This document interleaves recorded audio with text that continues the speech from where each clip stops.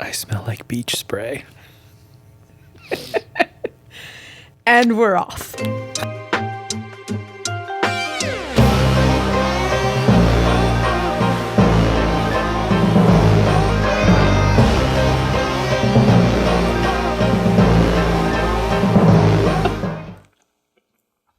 What I want to talk about in this podcast, if we can ever get to it, is I want to begin with that moment. My sister and I, it was like 15 years ago now. My sister and I went to a house of pancakes, an IHOP, with you one night really late. And we had known each other a couple years by then. And my sister and I had just moved back to the area where you lived, so we all decided to get together. And we're sitting there talking, and you slid a like it was like a blueprint. It was a sketch across the table at me and said, "This is the dream the Lord's put in my heart. This is kind of what I have in mind and what I want to do." And I looked at you and I said, once you told me what it was, and once I saw what was sitting in front of me, of all the hundreds, and by that time, thousands of people that have come through my life, through my very large jobs or through the ministerial positions I held. And I said to you, "Who are you?"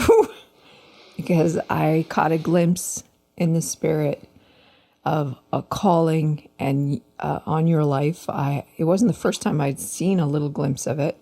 The Lord had told me a couple things about you just through my acquaintance with you. But this was the first really strong time that it just really hit me. And I knew something not only through the diagram that you showed me, not only through that, the natural thing you were telling me, but also by the Spirit. I just caught a glimpse of something that was much greater and much bigger than most people I'd ever known. Actually, about 98% of anyone I'd ever known. And I'd known, having worked at a large church, I knew at least 1,500 elders and ministers. I interacted with them all the time. And I knew the different callings and different things that a lot of them wanted to do. And I was the coordinator of their school of ministry.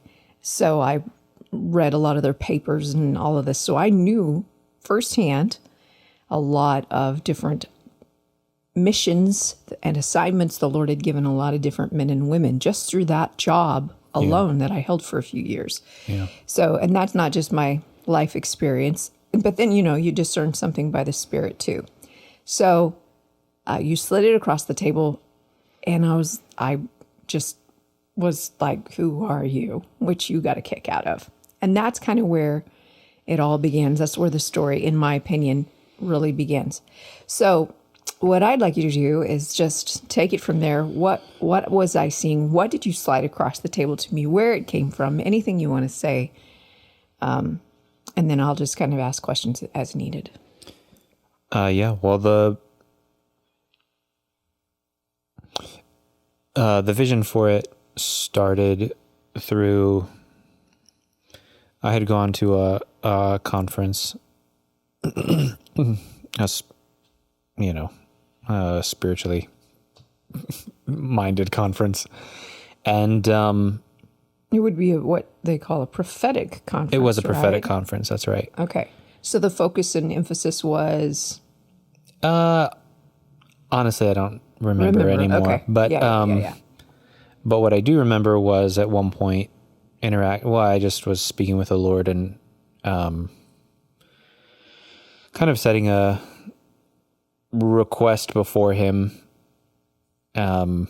which was for, at the time, it was really just for like a bunch of music studios that could be available to artists who are interested in serving the Lord and making music for him, and then making those facilities available free of charge, kind of in line with like a Levitical type of idea or perspective, right? And the idea being that the Levites, since they were the tribe of Israel that was directly responsible for, they were a priestly tribe, so they were responsible for ministering to the Lord, and so all the other tribes took care of them and provided for their needs, so that they were free to focus on doing their role, which was to be before the Lord.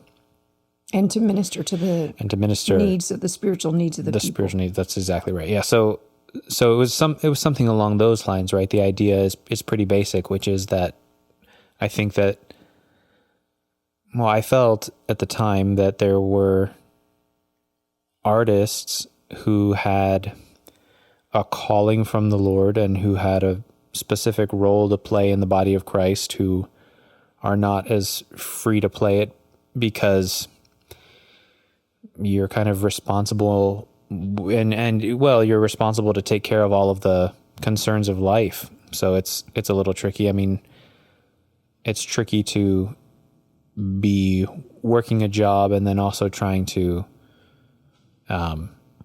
spend your time being before the Lord. Not in every case, right? Working a job is a form of worship if you're called to that as well. But I think there are specific people, specific callings that the Lord has distributed throughout the body and put them onto artistic people who are really called to serve the Lord in a more dedicated and full-time, if you want to call it that, capacity. Well, any dedication to artistry requires such a huge amount of time. It does. Most people who are not artists do not know that. Yeah. They don't know that once you get involved in a project, it's hard to come out. It requires such a dedicated focus. Well, not to mention the fact that, like, once you're in it, right? But also, I think there's an importance in being able to be available to the Lord and being available to His Spirit when He moves, because I suspect this is probably true of all artistry, whether it's actually Christian or serving the Lord or not, even secular art. There is, and I think a lot of artists use this language and maybe are searching for it, but I view it as like a stream that exists not in this realm, in a spiritual realm, right? And it's like within that stream, there are things that kind of flow through, and some things flow at different times or flow at different speeds. But it's like an artist is someone who can reach beyond just this physical state or physical realm and grab something out of that stream, out of the spiritual realm, and then manifest it through an expression of whatever their art is, right? So that could be an illustration, it could be music, it could be dance, it could be all of it. It's not limited. It could be fashion, it can be anything, right? Mm-hmm. But I believe that. I believe that art speaks. I believe that there's a voice that is, and a message that goes out from artists, from true artists, from people who are expressing something, and they're expressing something that they are grabbing hold of that's beyond themselves. I think you hear it, or I've heard it from, like I said, Christian artists, but also non-Christian artists alike. Like secular artists will say that as well. Like it came to them, right? When you hear artists use that term, well, how did you come up with this song? Oh, well, it just came to me, or I just sat down and boom. And you hear this story all the time, right? Yeah. I just sat down at the piano, and the next thing you know, I had written this song in 2 minutes, 5 minutes, 10 minutes, whatever. Yeah, it's like it's not even like they're coming up with it. It's like it's flowing through them. I think artists who do that are actually pulling something from outside of, a realm that you can see and feel and taste. It's a spiritual realm, and they're pulling that in. So, and I think actually probably there are some secular artists that are pretty good at doing that, maybe even more so than artists in the church at this point. And I think a lot of that has to do with the freedom that you have in your life to be available to that, because when that thing comes barreling through that stream, you got to grab it while it's there, because it's here and then it's gone. And so that like speed that it moves through, you have to be ready, you have to be available. And it's not something that you can do, frankly, if you're, on a schedule and you have to work a 9 to 5, and there's nothing wrong with working a 9 to 5, but in this particular calling, right, in an artistic calling, in an artistic role, it is much, much easier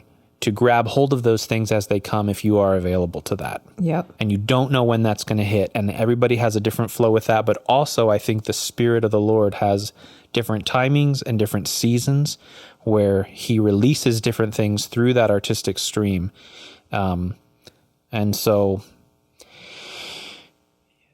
yeah, so that was kind of the idea, right? And some of that language and stuff has come later, right? I didn't think all of that at the time when it came, but I knew that I wanted there to be some sort of. It started with like music studios. It started for free, or at least available, open 24/7. Something that's not really like a traditional setup where you have to pay for the hour, right? Because all of a sudden, then now your whole bent shifts a little bit. You're not really creating on the spot. You're just doing something, trying to get it down, recording. Now, I don't know. I've never really been in like super professional recording settings, right? Maybe they have a good flow, but I didn't want things like money and some of the more logistical aspects of life that are important, that do need taken care of. I didn't want those to be in the way. So what I wanted to do was kind of remove those hindrances and clear a space so that people are able to sit in that place of waiting so they're ready when the Lord releases something so they can grab hold of it.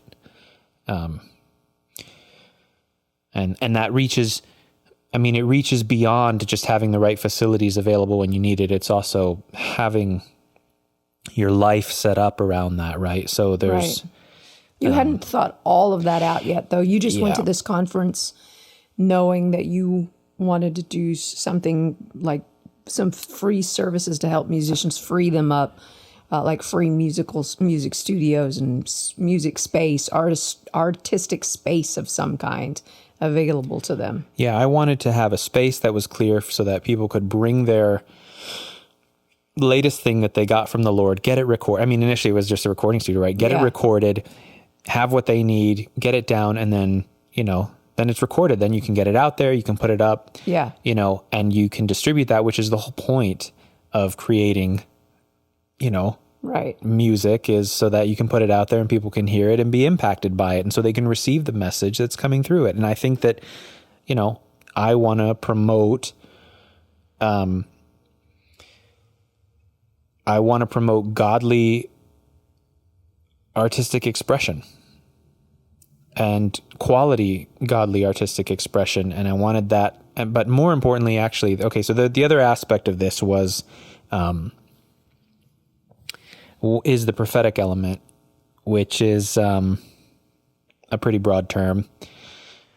But the way that I mean it is, in this particular context, is, so that stream that I was talking about before, I think there are different streams within the spiritual realm that you can kind of tap into, and one of them is a prophetic stream. And in that prophetic stream, the Holy Spirit releases certain types of messages, certain types of expression. There's just a certain spirit of something that gets put on artwork that is pulling from that place. Like a real-time message that he's trying to, either to a specific room or a specific group of people, or maybe even to a region, or even to the nation, or a time, those kind of things. Absolutely. Yeah. And I think that stream is, it's full of all kinds of things, but I love the art that comes out of that prophetic stream. And so I really, really love that idea of being able to have artists who can tap into that, pull something down from there and create something, and then distribute that and have all the, have whatever they need to get that message out. Because the other thing about that stream is that it's timely, and it is for a specific time. It's for a specific moment in history or through time, right? There are just different things there that are that need to be released, and time is a factor. So having the ability to get that out quickly, I think is important in many cases. So you went to the prophetic conference with these things in mind. So no, I didn't have any of this in mind. This is all stuff I've developed since then. But initially, but it was like there in my heart. I didn't have language for all this, so it didn't really hit my mind like that. It just it came from my spirit. But there was, a desire to provide that type of facility, that type of, resource, so that artists could do that. And I think artists do all of that stuff that I just talked about. I think they all do that naturally, maybe some of them without even realizing that's what they're doing. It's just part of their operation. They kind of move in it naturally. But I had seen enough people who I felt had like a message to put out there, but I was like, none of them really had any means to do that. None of them had really any ability to produce it quickly, or produce it at all. Not even produce it quickly, just not even produce it at all, because it's expensive. And because, that's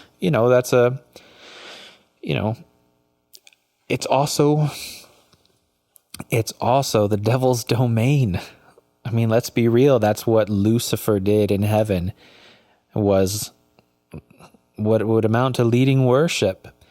And so that industry, to do it at a really high quality, to do it really well, that industry is full of incredibly talented professionals and artists and people who are just amazing at it. But it's just so tainted because they end up either mixing in all kinds of strange things into that stream that they're pulling from, or just pulling from some stream that is just essentially darkness or chaos. Or their own woundedness. Or their own woundedness, or their own emotional pain, and all of those things. They begin to worship their pain. They do. It shows in their art. Yeah, it does. And so that message, has just it just sows chaos. It just increases the level of chaos and darkness in the world. Yes. And they're really good at it, and it's super seductive, and it looks like light. I mean, it looks like a good thing, right? You feel it. You feel the impact of that song, and your heart opens up. Yeah. And that's like supposed to be a life-giving thing, because you've opened your heart up to this message. But when you're streaming in this chaos and darkness disguised as something beautiful, it really just gives room for the devil to gain access to people's hearts, to people's emotions, to start even just adding grief to your life. Oh my goodness. Somebody is singing about their broken relationship, and suddenly you're identifying with it. It resonates with you, and by the end of the song, you're more grieved and in greater darkness than you were before. Yep. But it felt good. It was this, somebody understands, somebody else has gone through this. It's in the guise of support. Yep. And that you're not alone in the world, but it has no solution at the end. It doesn't truly have life. There's no hope in it. There's no hope. Yeah. It's just seductive. Yep. And it feels good. Yeah. But boy, it doesn't, you don't end up any better for it. Yeah. And it's very clever. It's a very temporary pleasure. Yeah. That's fleeting and not sustaining.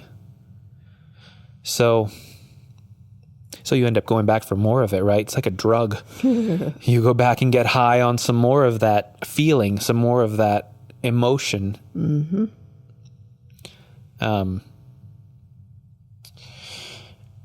But again, I've gone off topic. That none of that was.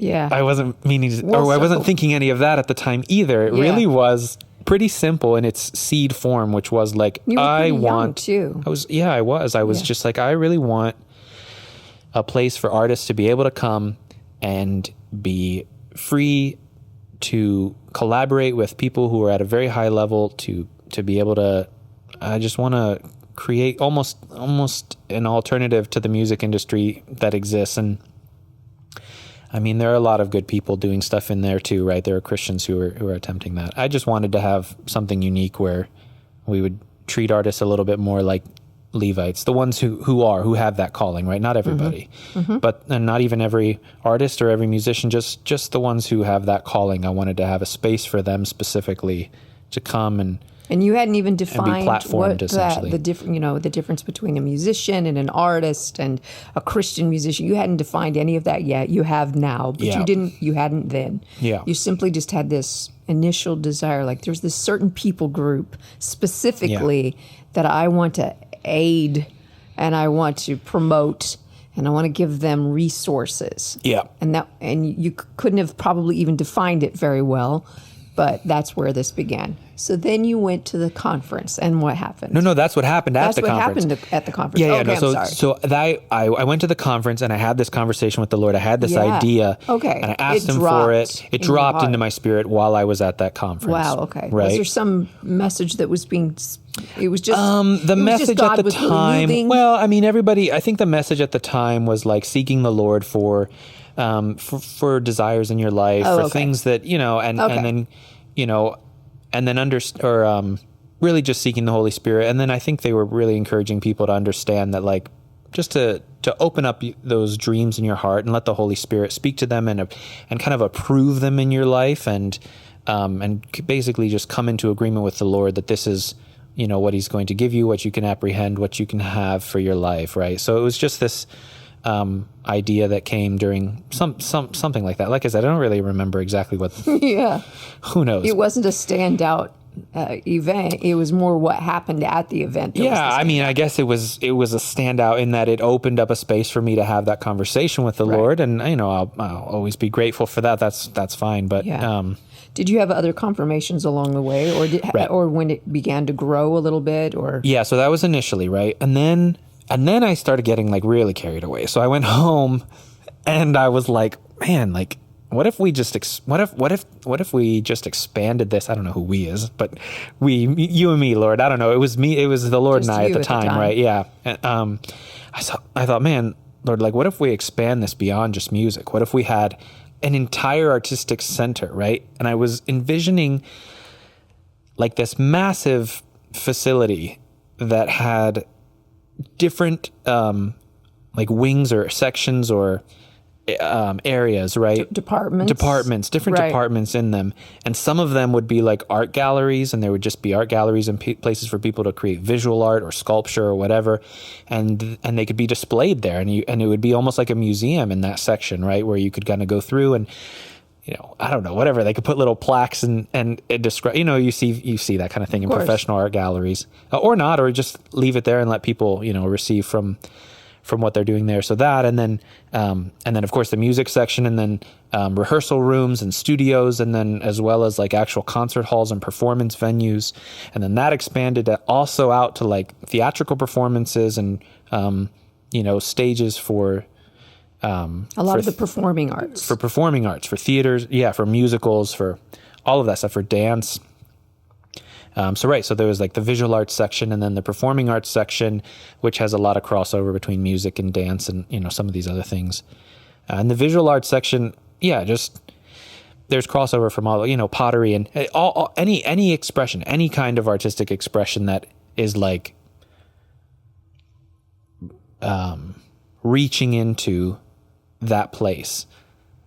And like I said, I've always had kind of like just a really strong draw towards prophecy and the prophetic, particularly the aspects prophetic of the Holy Spirit, the prophetic stream of the Holy Spirit. Not just the creative stream, correct, but add in the prophetic stream as well. Correct. And so, because of that, I came up with this idea, and I was like, "Oh, let's call it the Prophetic Arts Center." Right? It's like this Prophetic Arts Center. Prophetic Arts Center, not pathetic, but prophetic Arts Center. And so that was like the initial idea. And then I just started drawing it out, right? Like what the building might look like. And this ended up being that piece of paper that I slid across. It was a diagram. It was a diagram. It was just kind of an outline of the like building. A blueprint. It was really. It was a blueprint. And it's quite a large facility. It was right. I was just expansive. thinking like what kind of, just so I keep it straight, right? Draw it out. I want this section. I want this section. I want that section. I want all these different pieces, right? Like this. And even some of the, like I was going down to the rooms, right, and drawing out like individual sections of the building, right? So, and that was, it was just fun. It was fun to kind of keep it straight. So then you would ask me about confirmations. So what happened, well, there was two major confirmations, but the first one came, I had a bunch of friends went to some other prophetic conference that they were going to, and they invited me along. So I was like, oh, that's great.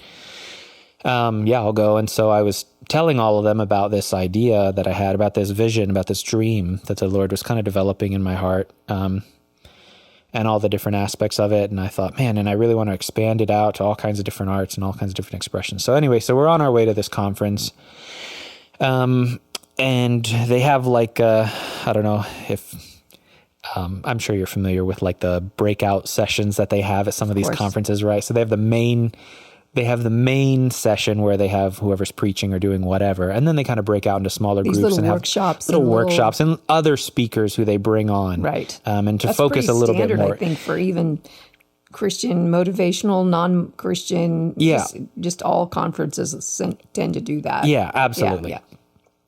And so one of the things that in the main session, one of the things that they were talking about was like the 7 mountains of, I don't know what it was, but it's Lance Wallnau's 7 Mountains stuff. I don't think it was Lance who was speaking, but it was someone who was up there talking about this, right? And the idea is that there are these like different aspects of life and culture, like government and business, and one of the mountains is the arts, right? And that's just like a specific mountain, and I guess the idea was that the Lord wants to release people to kind of take those mountains for the Lord, or establish them, help bring his kingdom in those specific areas of our life and culture, right? So that was the general gist of what one of the things they were talking about. So we went to these, and then we did these breakout rooms. So we did this little breakout room, and I guess towards the end of that little breakout session, so they had their prophetic teams get up there, and one of them singled me out and said, hey, you, and they started giving a word. And the word that she gave was, she said, the mountains, the 7 mountains or whatever. She says, I see you being called to the mountain of the arts. And she said, and you have a huge vision for what the Lord wants to do in that mountain, in the arts. And she said, and it's all kinds of things. It's like, I see dance, I see music, I see visual arts, I see fashion. And she just starts listing all kinds of different arts, all the things, of course, that I had been having a conversation with the Lord about. And to be clear, I don't know who this person is, of course. This is just somebody completely random, never met, still don't really know her. I don't know who she is. I couldn't even tell you her name. But she starts going down the list, and then she starts saying, and Lord, and then she said that the Lord is telling you to go for it, that you can take it, you can do it. This is for you. This is what you are going to do, can do. And then she said, oh, and Lord, I just ask you to give him blueprints, give blueprints for him, And of course, all the people who are with me are just absolutely losing it, because I just told them all this. I just told them that I was already drawing things and creating these little blueprints for this building. So they're losing it, which is funny and fun. But so that's a pretty strong confirmation, right? Yeah. Somebody who you don't know at all gets this knowledge by the Spirit of God and is able to basically speak directly to the conversation that I was having with the Lord without knowing any of that. And then apart from that, right, that's kind of just the confirmation, the knowledge that comes from that, like her knowledge or ability to say the exact things that I've been talking with the Lord about, is just a confirmation to support the word which she's giving, which is that the Lord is on this. He's going to help you do it. You are called to this, and this is, something that he wants me to be doing. So that's how I viewed that. That was one confirmation. And then the other one was a bit of a lesser confirmation, but it was a similar idea. But that one came a little bit later, once I got into a little bit more of the details of the sanctuary and some of the other aspects that it's going to be doing. So maybe, I don't know if we want to get into all that as well, but. Okay. So you did, you got a confirmation later though. One of the I mean, I could go into that We're going to circle back. that to whole a lot dream of- and everything about the fish and all. Did you want to do all that, to do all that stuff, and then the Moses and all this other thing? Just stick with the Prophetic Art Center. I'll circle back to the Moses. Okay, well, that's the other confirmation I was going to bring up. Oh, okay. About that. Let's dive in. Do it. Because that's what I saw when you slid that diagram across to me. So that'll just tie in. Go ahead. So the second confirmation came after a dream that I had. So I had this dream, and in the dream, I was this little tropical fish, and I was swimming through a really, really dark tunnel. Like, it seemed like, you know, those like massive concrete tubes that they bury under the ground. It was kind of like that, but it was underwater, obviously. And I was swimming through that, but it was like a really, really long tube. And at the very end, I could see just this bit of light. So I was swimming for the light. And then as I got closer to the light, I started to realize, oh my goodness, there are so many fish here. There's so many other tropical fish in this little like school of fish that's going on here. And we're all swimming towards this light to get out of this tunnel. And I grew extremely concerned because all of a sudden I saw a massive shark, like a great white shark, approaching the entrance or the exit to that tunnel. And it was like he was waiting there to just gulp down as many fish as he could get as they started to try and pour out of that tunnel. And if that wasn't enough, as we kind of swam, because I was like, all right, well, I'm going to have to dodge him. So I kind of moved over to the side because I was like, you know, his mouth's only so big and the tunnel's bigger than his mouth is. So I was going to like kind of scooch over to the side. And as I did this, all of a sudden a massive fisherman's net came down like it was going to try and trap everyone. And as this thing is like floating down through the water and we're swimming, just getting to the edge, it's like I squeezed out just between the edge of the net and the tunnel, just at the very last moment, right? And so like all the other fish were trapped in there with that shark. So now it was like... They're trapped in the net? They're trapped in the net with the shark. So I swam, but I just escaped. I swam out and I remember, and it's a dream, so things are a little strange, but I jumped out of the water and turned into a human and landed on this massive ship. And it's like an old ship, you know, with sails and whatever. So, and I thought, man, that was a close call. And then I thought, I really need to go back and save those fish. And so I jumped off the ship and turned back into a fish and started swimming back I have no idea what I was going to do. I mean, I just started swimming back towards the net and the dream. That was the end of the dream.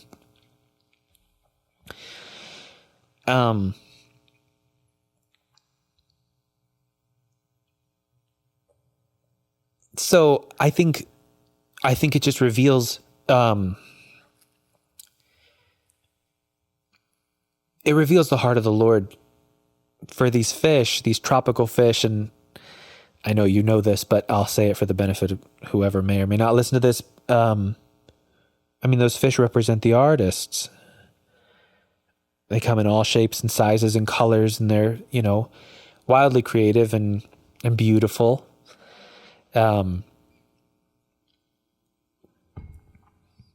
I think it just shows the heart of the Lord for his artists that he created, for an entire group of people that he created, and that have been stolen, that have been either eaten by sharks or taken by a fisherman's net. They have been preyed on, and getting out of there is almost impossible. Yeah, it's almost impossible.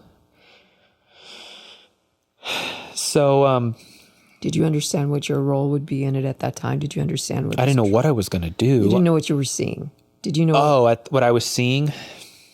You did. You understood that the Lord was calling you to somehow aid in rescuing them. I knew it was tied up in the prophetic arts. I knew it was tied up in what we had been talking about, right? It was on topic for what he was speaking to me about, which at the time, that was the biggest thing that we were really talking about during that time, was just the Prophetic Arts Center and all of this.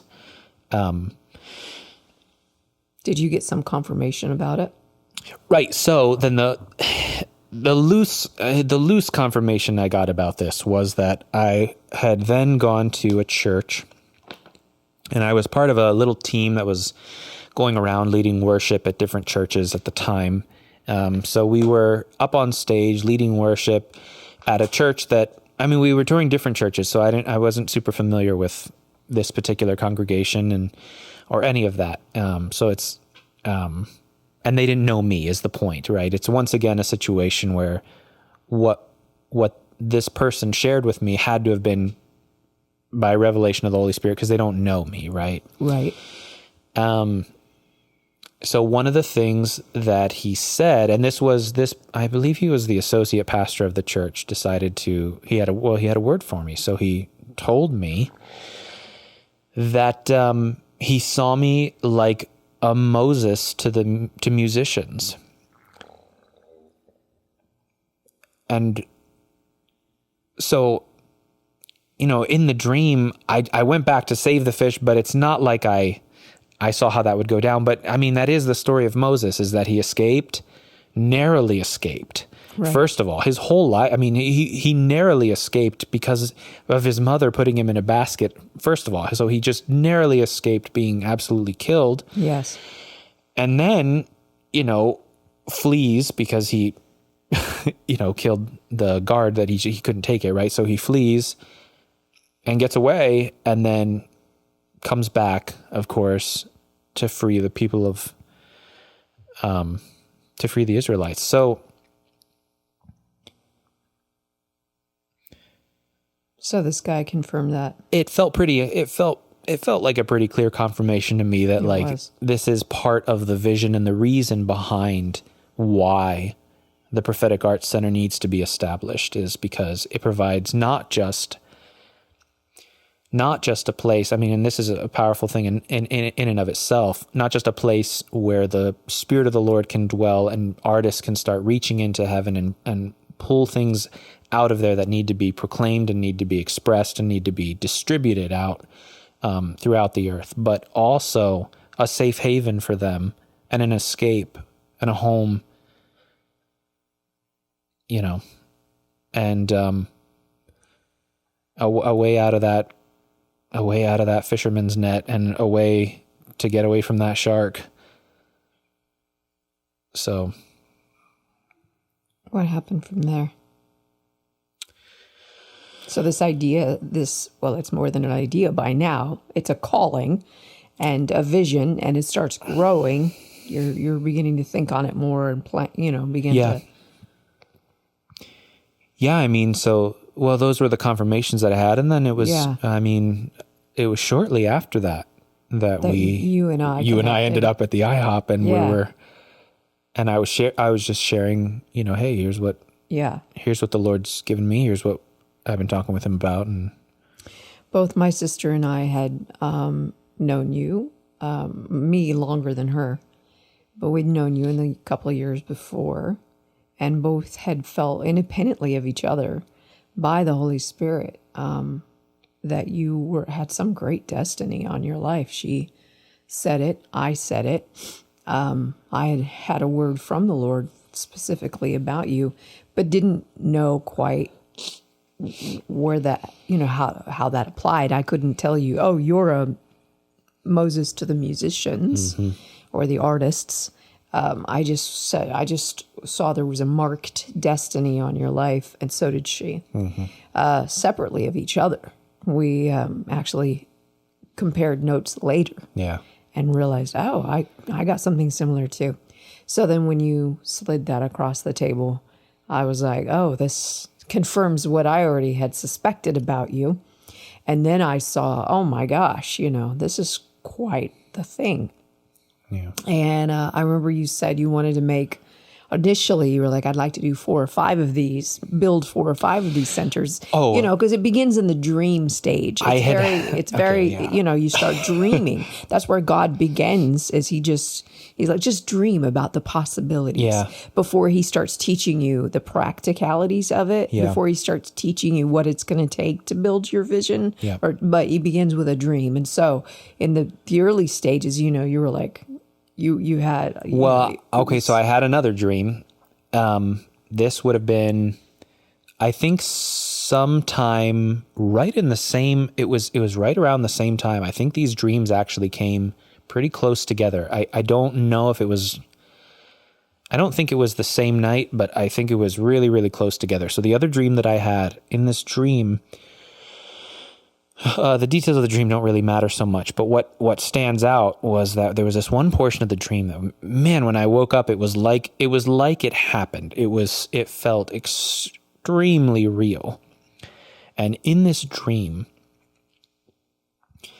a woman was prophesying, and a really, really elderly woman. I mean, she was really old. And she prophesied to me. She said, and this is in the dream, mind you, this isn't an actual prophetic word. It was just in the dream. Oh. I turned to her and I said, hey, I really want to build this prophetic art center. And she said, yes. She said, and you need to build 5 of them across the world. And she gave me the 5 countries that they needed to be in. And she said, and you need to establish these, and they will be established, and they need to go up.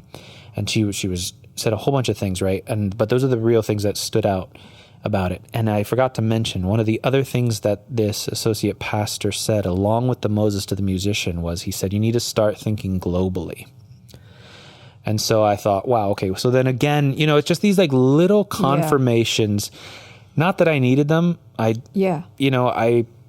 had, even at that point, I had already like heard from the Lord enough times to know when he's speaking, and to know when the voice of the Lord is strong and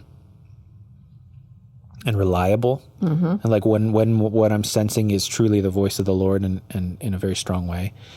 But all those confirmations, of course, are really helpful and great. And, yes. But, so you're right. So that associate pastor had actually confirmed both of those dreams through his prophetic word, and, Right. So you understood that it was very likely that this was going to be a global work. If it might start in a region, in a local area, but eventually... I don't know the details of what comes first, or in what order, or when, or what kind of timetable we're looking at, but... Yeah. But those are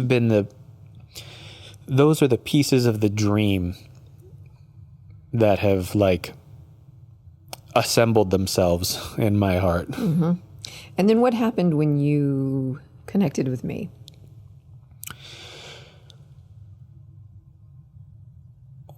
Well, a lot of things happened, but the most pronounced one, the one that stands out to me, is that you saw it. I don't know how else to describe that. That's the best language I have for it. Because I had told this vision to a fair few people. I mean, not everybody. I didn't go around announcing this, but people who I trusted, and people who I felt could hear from the Lord, who could understand these things. We even had a grid for some of this stuff, right? Because this stuff is pretty... Right. It's pretty out there, right? There's not a ton of people, not even a ton of Christians, who are really going to be able to grab hold of something like this. And that's it's fine. Not very common. The Lord gives you a vision or a dream like this. Right. A vision for your life, a calling, a destiny. So specific. Yeah. And such a large word. You're a Moses. It's very, it's very large. Yeah. You're a Moses to the artists. It's not very common. Yeah. Every member of the body is important and needed, but there are just certain ones that have a calling, a mission, that's on this level. Yeah. So I can see why you would want to be selective. I was selective, right, with who I said it to, but I had told a fair few people about it. I had a fairly good amount of people in my life. I'd been really diligent about only keeping people in my life who had this grid, who had this type of interaction with the Lord, who were following their own calls and paths and dreams and visions in their life. Yeah, who could understand some of these things and could relate to me, and I could discuss these things, with them. So I was, I had a couple of people who I'd shared this with, but you were the first one, and so far still the only one, who really sees it. I don't know. the best I can say it, I guess. You saw it. Mm-hmm. You got it. Mm-hmm. It's part of the office I hold. Yeah, well, there's that. That's what we do. Yeah. That's what we're called. That's what I'm called to do. Yeah. Right. So I saw it, and then what began to happen? Because I didn't just see it. I said, I'm going to be connected to you. Oh, you were like, sign me up. Sign me because up. That sounds awesome. Sounds awesome. Yeah, right. Sign me up. Yeah. And then I knew by the Holy Spirit, I knew that I was going to be in some form of partnership with you for the rest of my life. Yeah. I knew was that before or after the IHOP? I think it was before. That was before, right? Yeah. I already knew before even I knew the specifics of this vision. Yeah, we both had that. And I had that sense as well. So when we... In the weeks leading up to this meeting. Yeah. When my sister and I moved back to town. And the sense that I had... we were reconnecting in the same area. Yeah. The sense that I had was I was just like, oh yeah, this is somebody... The words that I actually thought were, I'm going to know her the rest of my life. Like, this is someone I'm going to know for the rest of my life. Yeah. And I actually told my sister that. I said, I don't know the full scope of the partnership and what God is assembling here. Yeah. But I know that it's, and I've had by that time, I'd had a lot of people say they felt connected to me. Mm-hmm. And in various degrees, in various capacities, I felt connected to them too. And it was super exciting every time, especially as it first began to happen. And people were like, they wanted to follow me. They wanted to be connected to me. They wanted to do ministry with me. They wanted to work in ministry. They were like, I want to do what you're doing. You let me know the time, the day, I'll be there. Yeah.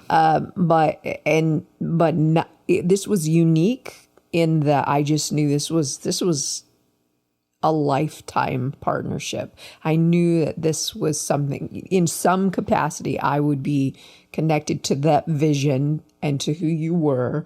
We were going to work together. I didn't know if I'd leave and come back, but I just knew this was something God was establishing for the rest of my life. Yeah. There was such a sense of destiny, such a sense of like, wow, I have met someone I will know in ministry for the rest of my life. Yep. So, that had already sort of been established. And then, of course, in the weeks afterwards, you shared this with me, and I was like, oh my gosh. Oh my gosh. Yeah. I think I told you, I will do anything. I'll be the doorman. I will be, I knew I was going to hold a bigger part in it than that. That's never going to happen. Play a bigger part in it than that. But I said, I want to be part of this. Yeah. I want to be part of this. Yeah. And I want, to do whatever God's going to do in making this happen. Yeah. Yeah. So, and scene. Well, Adrielle, it's been a pleasure to have you.